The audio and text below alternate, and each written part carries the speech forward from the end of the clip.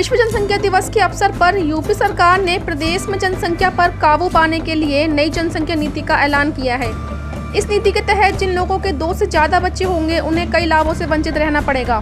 वहीं सरकारी नौकरी में आवेदन के लिए अपात्र माने जाएंगे। अगर पहले से नौकरी में हैं तो कुछ लाभों से वंचित हो जाएंगे। ऐसे लोगों को स्थानीय निकाय चुनावों और सभी तरह की सब्सिडी से भी वंचित रहना पड़ेगा।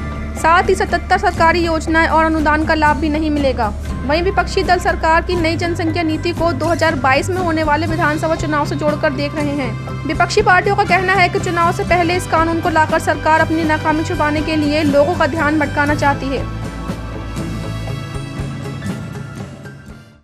ये जो नई जनसंख्या नीति के बारे में जो इन्होंने ऐलान करा है, मैं साफ कहना चाहता हूँ कि ये लोग इंदिरा गांधी जी की तरह इस बार भी भाजपा के लोग इस बार प्रदेश में, मुझे तो यही लगता है कि इमरजेंसी लगाना चाहते हैं। क्योंकि नई जनसंख्या नीति जिस पे ये बात कर रहे हैं उस पे ये लोग कह रहे हैं कि हम प्रमोशन रोक देंगे, सरकारी सुख सुविधाओं से रोक देंगे। पहले तो मैं इनसे ये पूछना चाहता हूँ भारतीय जनता पार्टी के लोगों से कि प्रदेश में रोजगार तो बताइए, आपने कितने नौजवानों को रोजगार दिया? आपने सब्सिडी वैसे ही हटा रखी है सिलेंडर से, और आप कह रहे हो कि हम सुविधाओं में नहीं देंगे, प्रमोशन रोक देंगे।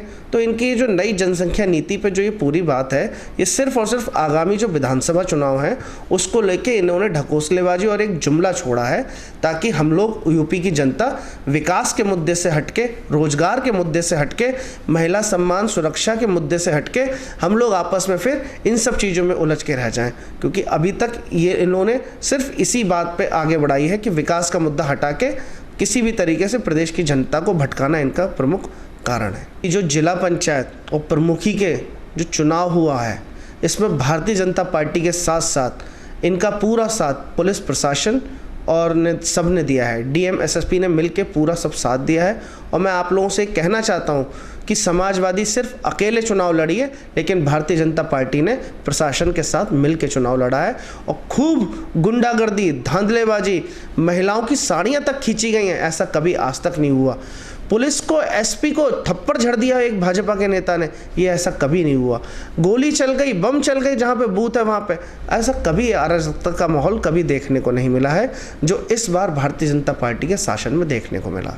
देखिए, सबसे पहले तो मैं उत्तर प्रदेश की सरकार की निंदा करता हूँ, और इसलिए निंदा करता हूँ कि जब हमारा देश कोरोना महामारी आपदा से जूझ रहा है, लोग परेशान हैं, महंगाई चरम पर है, पेट्रोल और डीजल आसमान छूते हुए 100 को पार कर चुके हैं, और हमारा देश का अन्नदाता किसान लंबे समय से आंदोलित है, संघर्ष कर रहा है अपनी रोजी रोटी बचाने के लिए। 1 साल से अधिक समय से वो बॉर्डर पर बैठकर अपनी आवाज़ को पहुंचाने का काम भारत सरकार तक करना चाहता है। लेकिन उत्तर प्रदेश की सरकार ने जिन कानूनों की कोई आवश्यकता नहीं, इस कानून को बनाने के लिए वो प्रयास करना उनका मेरी नज़र में एक निंदाजनक कदम है। और मैं इसलिए कहता हूँ, मैं उत्तर प्रदेश की सरकार से भी पूछना चाहता हूँ कि जब हमारे उत्तर प्रदेश के अंदर तमाम बहुत समस्या हैं, लॉ एंड ऑर्डर ख़राब है, बेटियां सुरक्षित नहीं हैं, लोग आंदोलन कर रहे हैं, महंगाई से त्रस्त हैं, इन सब चीज़ों के बावजूद भी आप ये नियंत्रण कानून, जनसंख्या नियंत्रण कानून लेकर आने का जो प्रयास कर रहे हैं, ये क्या आवश्यकता है इसकी?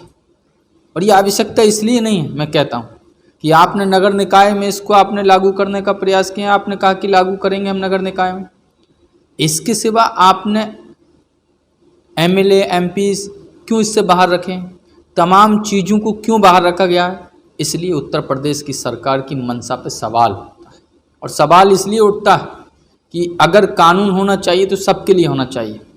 मैं योगी आदित्यनाथ जी, हमारे उत्तर प्रदेश के माननीय मुख्यमंत्री जी से एक और सवाल पूछना चाहता हूँ, क्या कोई ऐसा कानून में भी प्रावधान वो करना चाहते हैं कि जिन्होंने शादियाँ की हों, अपनी पत्नियों को छोड़ दिया और उसके बाद वो सत्ता पे काबिज हैं, उच्च उच्च पदों पे शामिल हैं, जिनकी शादियाँ नहीं हुई, जो लोग सत्ता में बैठे हैं, उनको, उन परिवारों का दुख दर्द नहीं समझ में आता, मुझे लगता है, क्योंकि वो इन सब चीज़ों से दूर है। उत्तर प्रदेश की सरकार से मैं मांग करता हूं कि जो कानून लेकर आने इसको तत्काल रद्द किया जाए। आज जो हम लोग टीवी के माध्यम से, अखबार के माध्यम से ये जो देख रहे हैं, जो वर्तमान में भारतीय जनता पार्टी की जो सरकार चल रही है उत्तर प्रदेश में और हमारे देश में, हम ये देख रहे हैं कि कुछ निर्णय जो जन विरोधी हैं, जन कल्याणकारी ना होकर के जन विरोधी हैं, जो आम जनता को नुकसान पहुंचा रहे हैं। जिस तरीके से आज हमने देखा कि उन्होंने जनसंख्या नीति को लागू करने का जो फैसला किया है और जारी भी करने का एक निर्णय वो ले रहे हैं, इससे मैं ये कहना चाहता हूँ कि ये जो इनका जो कानून है, इससे वर्तमान में अगर देखें तो उसके जन कल्याणकारी नुकसान ज़्यादा साबित होंगे और फ़ायदे कम होंगे। उसका ताज़ा उदाहरण ये देखा जाएगा, जैसे उन्होंने देखा कि सरकारी कर्मचारियों के प्रमोशन नहीं किए जाएंगे, उनको डिमोशन भी किया जाएगा, उनको टर्मिनेट भी किया जा सकता है और ये आम जनता पे इसका असर पड़ेगा।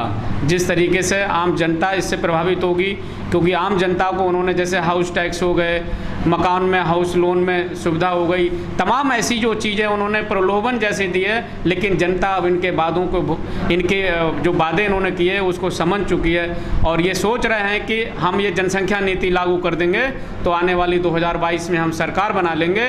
मेरा मानना है कि अगर इन्होंने ये जनसंख्या नीति लागू कर दी तो हर जनता इससे प्रभावित होगी, हर किसान प्रभावित होगा, चाहे वो रोजगार हो, चाहे वो बेरोजगार हो और चाहे वो बिजनेसमैन हो, आम जनता इससे प्रभावित होगी। मेरा कहने का मतलब यह है कि ये जनसंख्या नीति को लागू करने से पहले, इसको जन कल्याणकारी बनाने से पहले इनको ये टाइम देना चाहिए, जनता से इस पर विचार विमर्श कर लेना चाहिए, उनकी राय जान लेना चाहिए कि वर्तमान में हमें ये काम करना है कि नहीं करना है। ये तो एक प्रकार का एजेंडा हो गया, ये तानाशाही हो गई वर्तमान सरकार की कि जो चाहे कृषि विधेयक लागू कर दिया, चाहे जनसंख्या नीति लागू कर दें, ये इनकी तानाशाही है।